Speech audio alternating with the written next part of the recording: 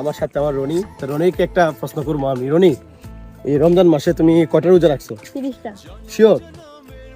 চিন্তা করে দেখেন, একটা ছেলে বয়স কত তোমার? তোমার বয়সটা কত? 12 বছরের একটা ছেলে আমার সাথে কাজ করে, ভিডিও করে, সবাই জানেন আমার ভাতিজা।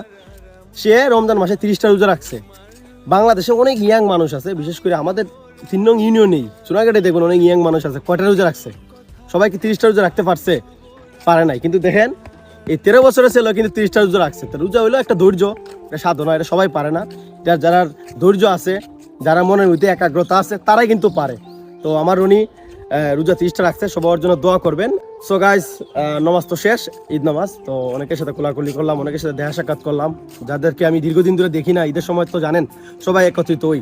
এখন আমি যাইমু কবর জিয়ারত করতে। আমার দাদা দাদি, নানা নানি, আত্মীয় স্বজন, যারা নিজের মানুষ, চাচা চাচি যারা মারা গেছেন, যাদের সাথে এবার আমরা ঈদ করতে পারি।